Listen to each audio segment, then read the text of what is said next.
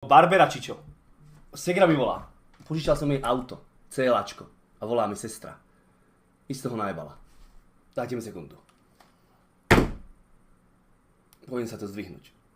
Áno, Peťa? Že na streche? Že či už mám auto na streche?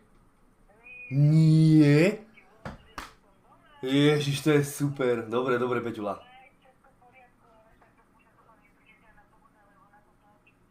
Takže pokuta.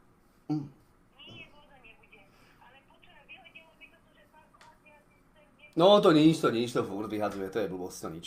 To len, že to máš zaparkovať ty a nie, že to má auto zaparkovať. A to on to vie zaparkovať aj samo.